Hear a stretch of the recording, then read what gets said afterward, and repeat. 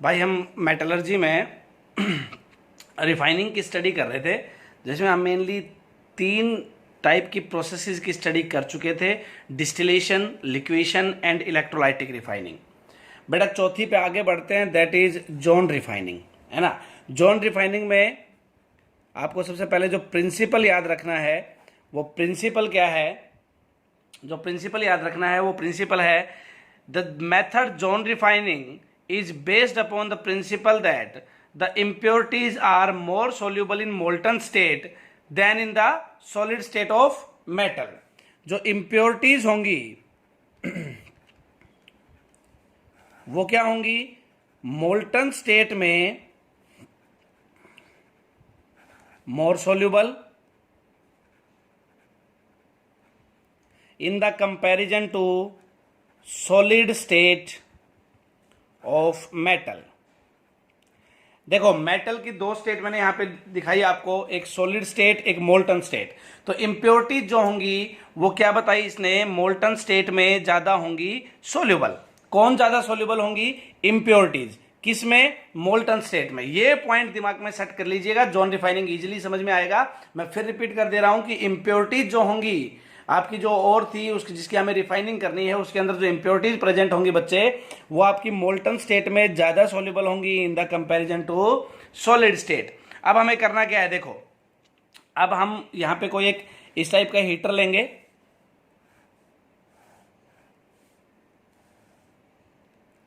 इस टाइप का मेरे पास एक चैम्बर होगा भाई, है ना। उसके ऊपर मैं यहां पे एक रोटेटिंग हीटर लगाऊंगा। ये रोटेटिंग हीटर है। रोटेटिंग हीटर मतलब एक तरह से जैसे हम कपड़े पे प्रेस नहीं करते हैं, तो वो जो प्रेस होती है वो एक रोटेटिंग हीटर ही है कि कपड़े पे कभी किधर है, कभी किधर है, कभी किधर है। ठीक है। इसमें 3 जोन होंगे आपके 3 जोन यहां पे बनेंगे। प्योर मेटल, मोल्टन जोन, ये प्योर मेटल का जोन हो गया। ये मोल्टन जोन होगा कंटेनिंग इंप्योरिटीज, और इधर जो लास्ट वाला जोन होगा दिस इज इम्प्योर मेटल। देखो पहले इजी लैंग्वेज में समझाने की कोशिश करता हूं। होगा क्या, हमने यहां पे सपोज इम्प्योर मेटल डाल दी, है ना। हीटर लेके आए, है ना। हीटर लेके आएंगे तो क्या होगा? ये हीटर आपका मूव कर रहा है इसके ऊपर, है ना। Direction of movement of heater में यहां पे आपको यूं दिखा देता हूं, ये हीटर यूं मूव कर रहा है भाई। अब क्या होगा? जैसे ही इम्प्योर मेटल होगी हीटर उसको मेल्ट कर देगा, है ना। मेल्ट करने के बाद मैंने आपको एक बात बताई कि जो मोल्टन स्टेट होगी मेटल की, उसमें आपकी इंप्योरिटीज ज्यादा सोल्यूबल होंगी। अब इंप्योरिटीज ज्यादा सोल्यूबल है, जैसे हीटर वहां से निकलेगा। अब जैसे हम लोग सपोज कपड़े पे प्रेस करते हैं, मेरे पास कपड़ा है, इसके ऊपर मुझे प्रेस करना है। अब मैं प्रेस अगर यहां पे रखूं, इसको मूव कराते कराते कराते कराते कराते मैं प्रेस को यहां पे लेके आऊं, तो ये जोन हल्का सा क्या हो जाएगा बेटा? कूल हो जाएगा, मतलब ठंडा हो जाएगा। और जब प्रेस यहां पे होगी तो यही जोन क्या होगा? कपड़े का जो ये वाला पार्ट है ये ज्यादा गर्म होगा, मतलब जहां पे प्रेस होगी वो पार्ट ज्यादा गर्म होगा। तो मेरे कहने का मतलब ये है कि यहां पे जहां पे हीटर होगा वो क्या होगा? आपका मोल्टन स्टेट में होगा। अब मोल्टन स्टेट में है, इंप्योरिटीज उसके अंदर ज्यादा सोल्यूबल है। मोल्टन स्टेट, अब क्या किया, मैं हीटर को धीरे धीरे मूव करा रहा हूं, मोल्टन स्टेट भी आपकी बह रही है। अब जहां से हीटर आपका हटेगा वहां पे वो जो आपकी मेटल थी, मतलब जो मोल्टन मेटल थी, वो धीरे धीरे क्या होनी स्टार्ट हो जाएगी? क्रिस्टलाइज, मतलब सॉलिड फॉर्म में आनी स्टार्ट हो जाएगी, क्योंकि हीट वहां से हट चुकी है। वो धीरे धीरे सॉलिड फॉर्म में आनी स्टार्ट हो जाएगी। लेकिन जो इंप्योरिटीज थी वो क्या है? जो मोल्टन पार्ट रहेगा उसी में रहेंगी, क्योंकि वो मोल्टन पार्ट में क्या है? मोर सोल्यूबल है। सॉलिड स्टेट में वो ज्यादा सोल्यूबल है नहीं इंप्योरिटीज। तो बात आई समझ में? क्या करेंगे? हीटर आपका मूव कर रहा है, हीटर के मूवमेंट के साथ क्या होगा? आपके जो मोल्टन जोन बनेगा कंटेनिंग इंप्योरिटीज, और जैसे ही हीटर वहां से हटेगा आपका हल, ये हीटर मूविंग हीटर है, मैं आपको बता दूं। ये हीटर जो मैंने लगा रखा है ये वाला, ये मूविंग हीटर है बच्चे। अब जैसे ही वहां से हटेगा मेटल आपकी क्या होनी स्टार्ट हो जाएगी? धीरे धीरे सोलिडिफाइड होनी स्टार्ट होगी। लेकिन मेटल के साथ इंप्योरिटीज सोलिडिफाई नहीं होंगी, इंप्योरिटीज का सोलिडिफिकेशन नहीं होगा। वजह क्या है? वजह यह है कि जो इंप्योरिटीज है वो मोल्टन स्टेट में रहना ज्यादा पसंद करती हैं, क्योंकि वो मोल्टन स्टेट में ज्यादा सोल्यूबल है। अब सीधी सी बात है, अगर मोल्टन स्टेट में इंप्योरिटीज रह रही है तो मोल्टन स्टेट मेटल की होगी ना भाई। तो इसका मतलब आपकी मेटल एक बार में तो कंप्लीटली रिफाइन होगी नहीं।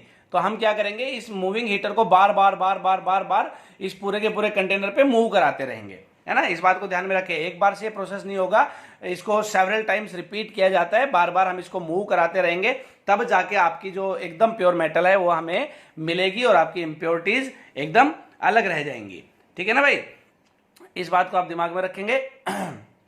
उसके बाद अगर मैं यहाँ पे बात करूं कि ये जो एटमॉस्फेयर मैंने लिया है भाई, ये इनर्ट एटमॉस्फेयर लिया जाता है, इनर्ट एटमॉस्फेयर लिया जाता है। इसकी इनर्ट एटमॉस्फेयर लेने की वजह क्या है यहाँ पे, ताकि आपका जो मेटल पीस है उसका ऑक्सीडेशन ना हो। अगर वो ऑक्सीजन के साथ रिएक्ट कर गया, ऑक्सीडेशन हो जाएगा और फिर से ज़्यादा बड़ी समस्या हो जाएगी, फिर से मुझे उसको क्रूड मेटल को बाहर निकालना पड़ेगा, है ना। तो इसके लिए हम यहाँ पे इनर्ट एटमॉस्फेयर लेते हैं, ताकि क्या ना हो, आपका ऑक्सीडेशन ना हो। आपको जोन रिफाइनिंग में जो बातें याद रखनी है, डायग्राम याद रखना है, प्रॉपर डायग्राम आपको नोट्स में मिलेगा, बट ऐसा ही है ना। और दूसरी जो मेन प्रिंसिपल है इसका, इस प्रोसेस का जो प्रिंसिपल है वो आपको दिमाग में रखना है, और वो है कि इंप्योरिटीज मोल्टन स्टेट में ज्यादा सॉल्युबल होती है in the comparison to solid state of the metal. बस ये सिंपल सा इतना ही था। उसके बाद हम थोड़ा आगे बढ़ते हैं, that is vapour phase refining. Vapour phase refining, vapour phase refining में देखो क्या है। वेपर फेज रिफाइनिंग का मैं आपको पहले प्रिंसिपल बताता हूं। वेपर फेज रिफाइनिंग में क्या होगा कि जो आपकी मेटल होगी, मतलब जो इम्प्योर मेटल होगी, क्या होगी, इम्प्योर मेटल जो होगी उसको हम किसी एक पर्टिकुलर या स्टेबल रिएजेंट के साथ रिएक्ट कराएंगे। इस इम्प्योर मेटल की एक खास बात होनी चाहिए कि ये किसी एक पर्टिकुलर स्टेबल रिएजेंट के साथ रिएक्ट करके अपना एक कॉम्प्लेक्स बनाएगी, मतलब अपना एक कॉम्प्लेक्स कंपाउंड बनाएगी, और वो कॉम्प्लेक्स कंपाउंड जो बनेगा वो इजिली आगे डिकम्पोज होने की उसकी टेंडेंसी होनी चाहिए, है ना। मैंने क्या बताया, वेपर फेज रिफाइनिंग में इम्प्योर मेटल को रिएक्ट कराएंगे किसी एक स्टेबल रिएजेंट के साथ, और वो स्टेबल रिएजेंट के साथ रिएक्ट करके अपना एक कॉम्प्लेक्स कंपाउंड बनाएगी, और उस कॉम्प्लेक्स कंपाउंड की इजिली डिकम्पोज होने की टेंडेंसी होनी चाहिए। ये बात दिमाग में डालने बच्चे, है ना। वेपर फेज रिफाइनिंग में आपको दो ही बातें ध्यान रखनी है। पहली बात, the metal should form A volatile compound. पहली बात, metal should form A volatile compound. Metal should form A volatile compound किसके साथ, with suitable reagent. Metal should form A volatile compound with stable reagent, जो मैंने आपको हिंदी में बताया थोड़ी देर पहले, वही सेम कहानी इंग्लिश में है कि metal should form volatile compound with the stable reagent. और जो दूसरा आपका प्रॉपर्टी है वो होना चाहिए, the volatile compound should be easily decomposable. Volatile compound should be easily decomposable. ये बात आपको ध्यान में रखनी है कि मेटल की स्टेबल रिएजेंट के साथ रिएक्ट करके अपना वोलेटाइल कंपाउंड बनाने की टेंडेंसी होनी चाहिए, और जो आपका वोलेटाइल कंपाउंड है वो इजिली डिकम्पोजेबल होना चाहिए। वेपर फेज रिफाइनिंग का ये प्रिंसिपल है, ये बात दिमाग में डाल लोगे।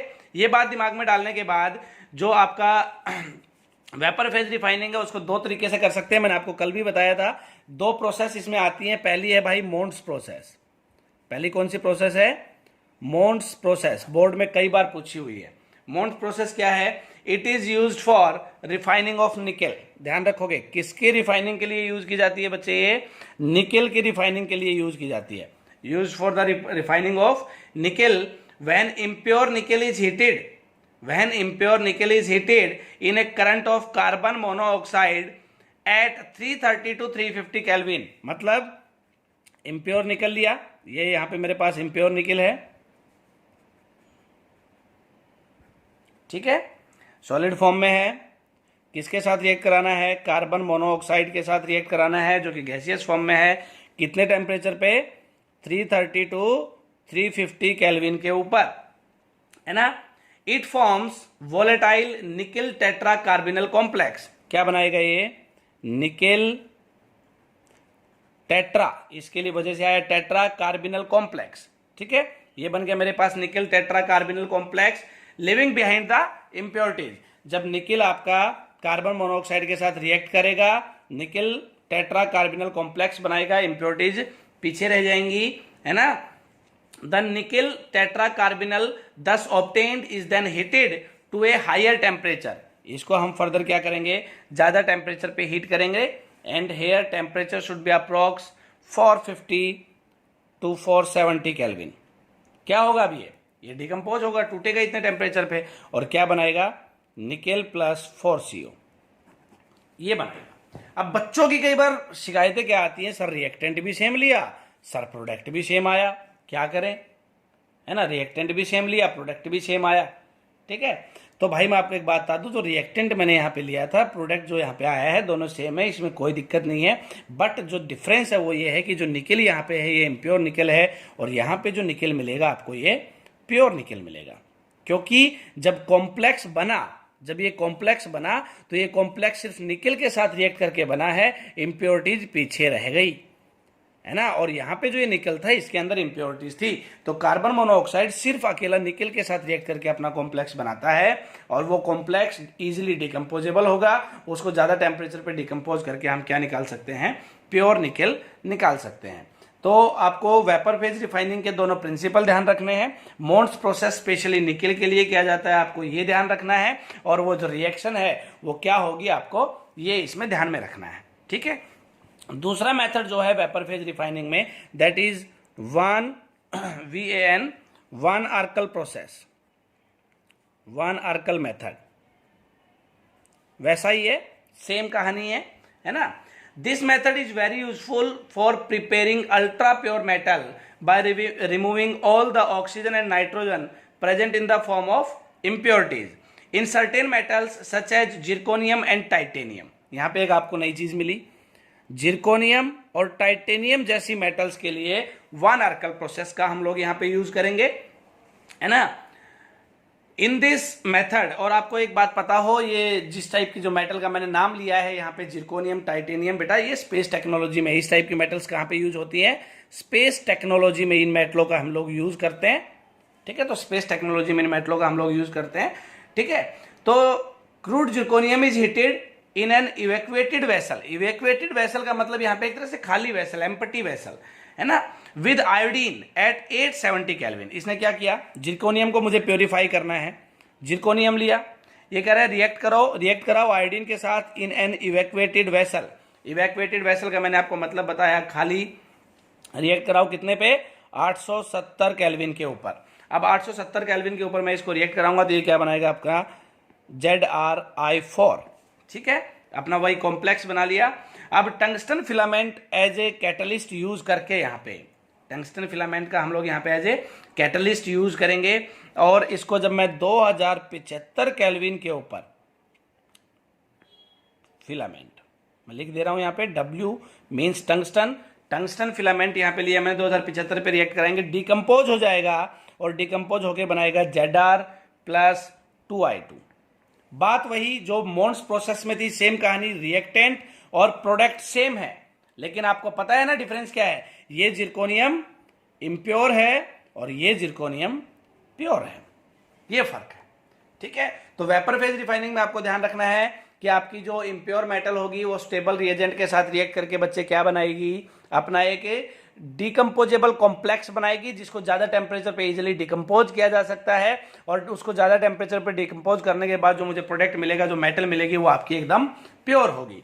तो ध्यान रखना, वन आर्कल में जिरकोनियम को हम लोग रिफाइन कर सकते हैं, टाइटेनियम को कर सकते हैं, टाइटेनियम का रिएक्शन मैं अभी आपको बताऊंगा, बट सेम ऐसा ही रिएक्शन है जैसा जिरकोनियम का था, बट जिरकोनियम का रिएक्शन और मोन्स प्रोसेस में ये जो निकेल का रिएक्शन है, ये आपको ध्यान में रखने हैं दोनों। मोन्स प्रोसेस स्पेशली निकेल के लिए किया जाता है, वन आर्कल जिरकोनियम और टाइटेनियम के लिए किया जाता है। जिरकोनियम का हम देख चुके हैं, अभी टाइटेनियम का देखते हैं। टाइटेनियम में हम लोग क्या करेंगे, सेम वही कहानी, टाइटेनियम को रिएक्ट कराएंगे आयोडीन के साथ, ये बनाएगा अपना, टेम्परेचर शुड बी 523 केल्विन, ये बनाएगा अपना TiI4। क्या बनाएगा बच्चे, TiI4। इसको फिर हम 1700 केल्विन के ऊपर हीट करेंगे, ज्यादा टेम्परेचर पे डिकम्पोजेबल कॉम्प्लेक्स बनेगा, और ये बनाएगा अपना Ti plus 2I2। Reactant product दोनों सेम। वेपर फेज रिफाइनिंग की मैंने आपको 3 रिएक्शंस बताई, एक मोन्स प्रोसेस में निकल की थी, 2 वन आर्कल प्रोसेस में टाइटेनियम और जिरकोनियम की थी। दोनों में डिफरेंस क्या था, सेम चीज क्या थी, रिएक्टेंट प्रोडक्ट तीनों रिएक्शंस में सेम है, लेकिन फर्क क्या है, ये टाइटेनियम यहाँ पे इम्प्योर है और ये टाइटेनियम यहाँ पे प्योर है। ये फर्क है ना, फर्क को समझना है, ये फर्क है भाई। ठीक है, तो ये थे आपके zone refining process and vapour phase refining. Vapour phase में हमने दो पढ़े, कौन कौन से, जिरकोनियम एंड मोन्स प्रोसेस और वन आर्कल प्रोसेस। आगे बढ़ते हैं, नेक्स्ट पे आते हैं, दैट इज पोलिंग। पोलिंग क्या होता है? Polling is a method of refining of metals. मैंने यह बात आपको कल भी बताई थी कि रिफाइनिंग ऑफ मेटल का ही मेथड है। It is used when the impure metal contains impurities of its oven oxide.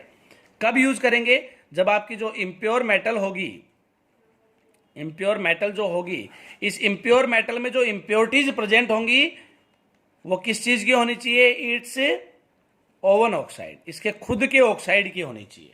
ठीक है बच्चे, ध्यान देना, इसके खुद के ऑक्साइड की इंप्योरिटीज होनी चाहिए। फॉर एग्जांपल देते हैं, Cu2O is present as a impurity in blister copper.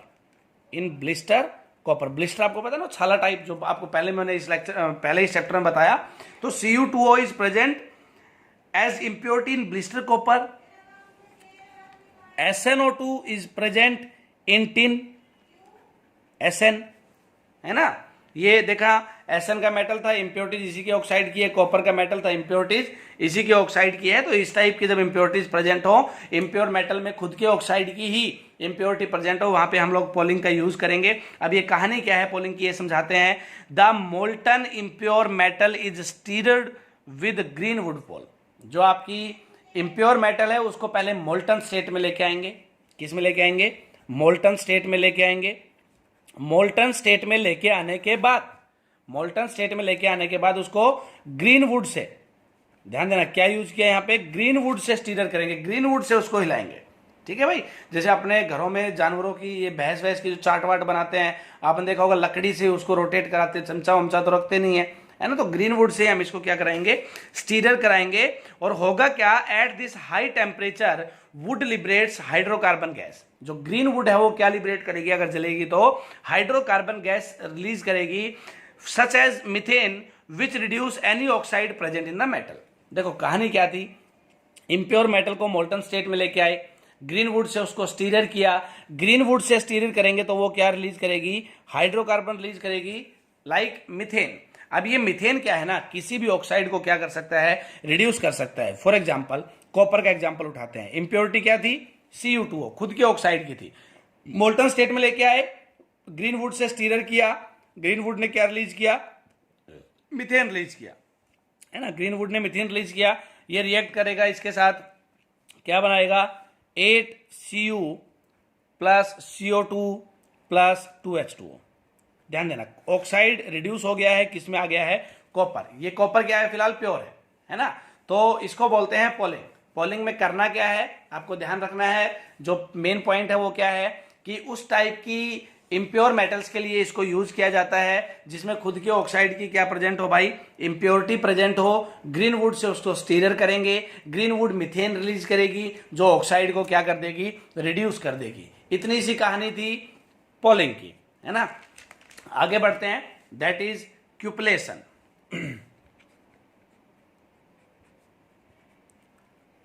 क्यूपलेशन, इसमें देखो क्या है, this is also a method of refining. आपको पता है ये भी एक रिफाइनिंग का मेथड है। It is used for refining of such metals which contain impurities of other metals which form volatile oxide, है ना। क्यूपलेशन उस टाइप की मेटल्स के लिए यूज किया जाएगा। आपको इन सब मेथड्स के प्रिंसिपल आपके दिमाग में ऐसे याद होनी चाहिए जैसे अपने घर वालों के नाम भाई, है ना। ये बात मैं आपको बताता हूं, जितने भी प्रोसेस पूरे चैप्टर में आए हैं उनके प्रिंसिपल, ये कब यूज किए जाने हैं, क्या इनका मेन प्रिंसिपल है, क्या इसका प्रोसेस होता है, ऐसे आपके दिमाग में होने चाहिए जैसे अपने मम्मी पापा के नाम आपके दिमाग में है। कभी नहीं बोलते और गलती से गलती भी नहीं बोलते हो, आपको पता है ना। तो ऐसे इनको दिमाग में डालना है आपको। तो क्यूपलेशन क्या है, किस टाइप की मेटल्स के लिए यूज किया जाएगा? It is use for refining of such metals which contain, ये मान लो मेरा कोई इंप्योर मेटल है जिसका और मैं लेके चल रहा हूं, इसमें जो इंप्योरिटीज होंगी ना वो अदर मेटल की होंगी, which contains impurities of other metals which form volatile oxide. और जो अदर मेटल्स होंगी इनकी भी क्या एक प्रॉपर्टी होगी कि ये अपने वोलेटाइल ऑक्साइड बना सकती हैं। क्या बना सकती हैं? वोलेटाइल ऑक्साइड बना सकती हैं। For example last traces of lead are removed from silver by this method. है ना। फॉर एग्जाम्पल जब सिल्वर का जब हम रिफाइनिंग करते हैं तो उसमें लास्ट में लेड की इम्प्योरिटीज बचती हैं। क्या बचती हैं? लेड की। दोनों मेटल है देखो, है ना। तो लेड क्या अपना वोलेटाइल ऑक्साइड बनाती है, तो हम इसका ऑक्सीडेशन करा के इसका वोलेटाइल ऑक्साइड बना के इसको क्या कर देंगे? बाहर फेंक देंगे। ये प्रोसेस क्या हो गया? क्यूपलेशन हो गया, है ना। रिपीट कर दे रहा हूं, कहानी कैसे दिमाग में सेट करनी है कि क्यूपलेशन कब यूज करेंगे? जब कोई एक इम्प्योर मेटल दूसरी मेटल की इम्प्योरिटीज अपने साथ कंटेन करती हो, अपने पास रखती हो, और उस इम्प्योर मेटल की जो मेटल एज ए इम्प्योरिटी वहां पे प्रेजेंट है, उसकी खास बात क्या होनी चाहिए कि वो अपने क्या बनाएगी? वोलेटाइल ऑक्साइड बनाएगी। क्या बनाएगी? वो अपने वोलेटाइल ऑक्साइड बनाएगी। ध्यान देना है इस बात पे आपको। अब वो वोलेटाइल ऑक्साइड, जैसे मैंने आपको बताया कि सिल्वर से जब लेड को रिमूव करते हैं, लास्ट में जब रिफाइनिंग करते हैं सिल्वर की, लेड को रिमूव करते हैं, तो लेड का ऑक्साइड, सर कैसे बनाएंगे ऑक्साइड? इजीली ऑक्सीजन के साथ रिएक्ट करा दो बेटा ज्यादा टेम्परेचर पे, लेड का ऑक्साइड बना के उसको बाहर निकाल लेते हैं। यही प्रोसेस क्या है? क्यूपलेशन है। ठीक है भाई। कौन कौन सी पढ़ी? जॉन रिफाइनिंग पढ़ी आज, क्यूपलेशन पढ़ी, पोलिंग पढ़ी, है ना भाई। और उसके बाद वेपर फेज रिफाइनिंग पढ़ी, जिसमें हमने वेपर फेज रिफाइनिंग में वान आर्कल मेथड और मोन्ट प्रोसेस को भी देखा। अब लास्ट अपना जो प्रोसेस है वो है chromatographic method. Chromatographic method of refining एक लास्ट मेथड है, 5-7 मिनट का मेथड है। इसको आज हम छोड़ रहे हैं। वजह क्या है? क्योंकि कल फिर मैं आपको आज एक छोटी सी असाइनमेंट दूंगा, बट कल इसके साथ मैं आपको एक एनसीईआरटी का असाइनमेंट दूंगा अनसोल्ड, जो आपके लिए थोड़ा सा लेंथी सा भी हो जाएगा। इसलिए कल एक 10-1 मिनट का वीडियो डाल के, ताकि आप ज्यादा आपके पास काम भी ना रहे, सिर्फ अकेला क्रोमेटोग्राफिक मेथड को छोड़ रहा हूं। इसके साथ में जो थॉमस स्लैग वगैरह जैसे नाम है ना। थॉमस स्लैग आपको पता है क्या होता है? Ca3PO4 twice, this is Thomas slag. इस टाइप के जो नाम हैं, ये जो नाम एक आध बचे हुए हैं, उनको देख के मैं उनको भी लिख लूंगा। तब तक सिर्फ एक मेथड बचा है, दैट इज क्रोमेटोग्राफिक मेथड। छोटा सा मेथड है, मैक्सिमम 10 मिनट का वीडियो बनाऊंगा, है ना। और एक एनसीईआरटी का असाइनमेंट इसके साथ कल मिलेगा आपको, जो आपको करना है। तब तक पूरे चैप्टर को अच्छे से पढ़ ले। आज जो असाइनमेंट मिलेगा वो आपकी रिफाइनिंग के ऊपर ही होगा, और उस रिफाइनिंग के, अगर आपको जो रिफाइनिंग का मैं आपको आज जो असाइनमेंट दूंगा सॉल्व होगा, कॉपी में करना है, और उस पे जो क्रोमेटोग्राफिक मेथड के क्वेश्चंस होंगे आप उनको छोड़ सकते हैं, है ना। 1-2 क्वेश्चन ही मिलेंगे, ज्यादा नहीं मिलेंगे, आप उनको छोड़ सकते हैं भाई, है ना। तब तक आप इनको अच्छे से एक बार दिमाग में सेट कर लें। कल लास्ट 10 मिनट का वीडियो, और मैं जानबूझ के आज चैप्टर को खत्म नहीं कर रहा हूं, क्योंकि कल इसके साथ में एनसीईआरटी का असाइनमेंट देना है। अदरवाइज मुझे कल फिर नया चैप्टर स्टार्ट करना पड़ेगा बच्चे, और नया चैप्टर स्टार्ट करूंगा, एनसीईआरटी का असाइनमेंट तो नेसेसरी है ना। तो उसको फिर वही 2 अलग अलग चैप्टर साथ में चलेंगे, इसलिए एनसीईआरटी का असाइनमेंट कल करें। कल क्रोमेटोग्राफिक मेथड कराएंगे, है ना। तब तक पीछे का अपना रिवाइज करते रहें। Thank you.